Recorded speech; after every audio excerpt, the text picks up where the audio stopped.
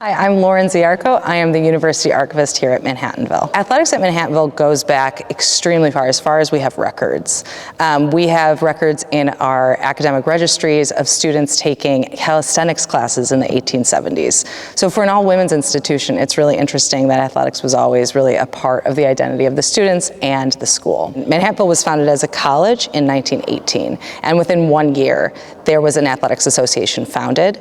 The first teams at Manhattanville were basketball, lacrosse, and field hockey. And there were teams in each grade, in each class, and then there were a JV and varsity team as well. We also have some really interesting candid photos in the archives by way of scrapbooks. And there is evidence that we have of students playing basketball in about 1910, which is really early in the history of basketball. So it's a really interesting aspect that we have in these scrapbook photos of students being physically active at a time when women were really just beginning to play organized sports like that. It's really interesting, in the city, our former campus on Convent Avenue, in 1931, they built an entire gymnasium. It was named the Benzinger Gymnasium. And it's remarkable when you look at the photographs of how large this gymnasium was, of how state-of-the-art it was for 1931. And this was an all-women's school with about 300 students at the time. And so it shows just how much emphasis and value they placed on athletics at a time when I think today we think of women as not being particularly athletic. At Manhattanville, it really was a part of their identity and experience. Manhattanville relocated to Purchase in 1952. And for the first 5 years, there was no dedicated gym space. In 1956, the Kennedy family, of the political Kennedy family, donated $300,000 for the gymnasium to be built here. A number of Kennedy women had attended Manhattanville. Rose Fitzgerald Kennedy, who was the mother of John F. Kennedy and Robert F. Kennedy, she attended and graduated from the academy in 1911. And then two of her daughters, Eunice Kennedy Shriver, attended for a time, and Jean Kennedy Smith graduated from here in 1949. So in 1956, they decided to donate money to help build the gymnasium. They named it in honor of their daughter, Kathleen Kick Kennedy. She did not actually attend Manhattanville, but she had sadly passed away in a plane crash in 1948. And so they named the gymnasium in honor of her memory. So many may wonder where the term Ophir Field comes from. This actually dates to Ben Holliday. He was the first owner of this property, and in 1860 he moved his family here. Ben Holliday had made his fortune on Overland Mail Express, delivering mail between Missouri and California in the 1840s. And then he made even more money when, and this is according to his biography, they say that he won shares of a silver mine in a poker game. And that silver mine was part of the Comstock Lode in Nevada, and it was called Ophir Silver Mine. With that financial windfall, he was able to purchase this property in Westchester and named it Ophir Hall, the building that was here.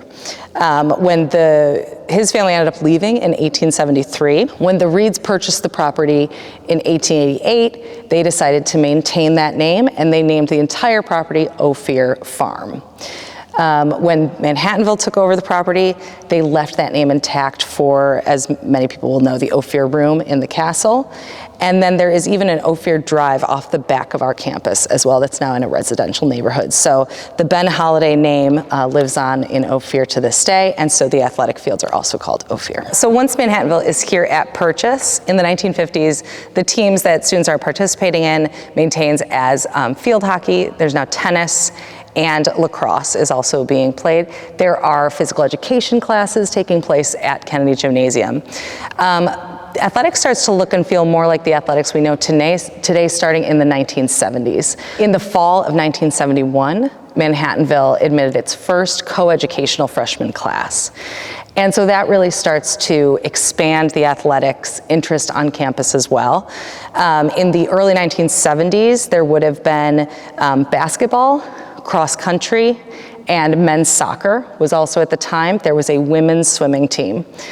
And that started to just continue to build throughout the 1970s and 80s with adding more and more teams. How did we become the Valiants? So interestingly, as early as the 1920s and 30s, we see Manhattanville teams being called the Manhattanvillians in publications, and then eventually that's shortened to the Villians or Villains. So by the early 1970s, Manhattanville teams are called the Villains. In 1975, the winter of 1975, the story goes, there was a man named Tim Cohane Jr. who was coaching the men's basketball team. And his father, Tim Cohane Sr., was a sports writer. And he was attending a men's basketball game, and the Manhattanville team was down in points. And to kind of rally the team, he decided to share with them a 15th century quote, which was, "To the valiant of heart, nothing is impossible." And the story goes that it really motivated the team, and they came back to win that game.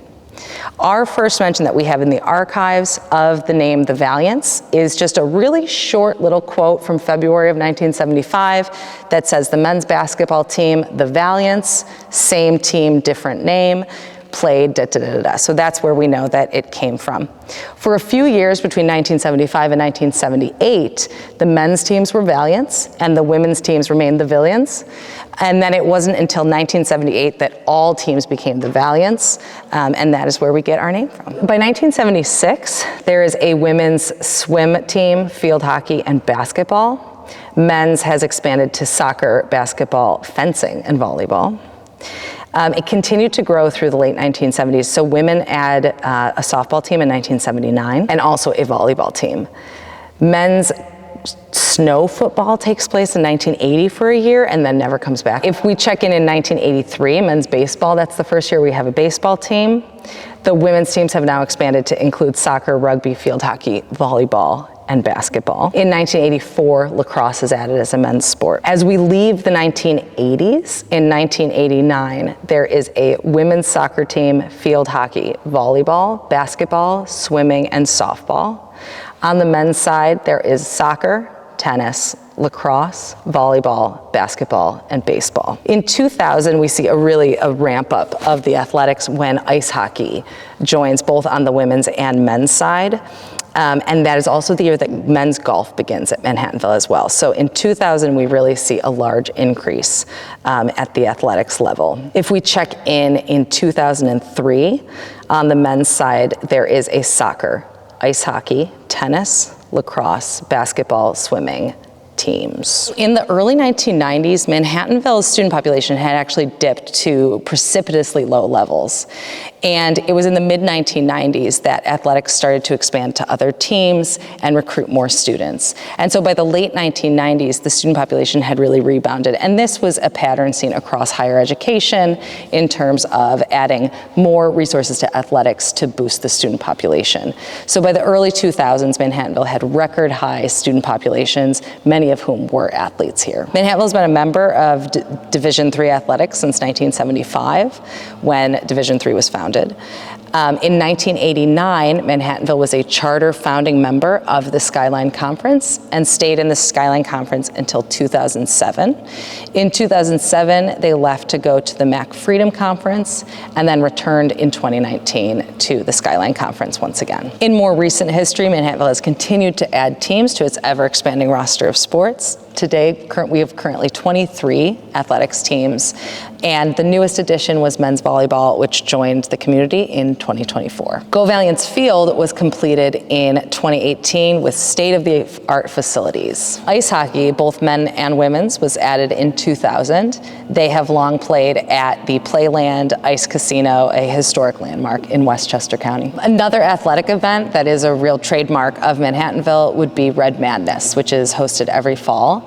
Red Madness dates to the late 1990s, we believe about 1999, and it was housed in the Kennedy Gym until 2021, when it was moved outside to accommodate all of the people that like to attend Red Madness. So that's a brief history of athletics up to the present day. You're all part of the history going forward.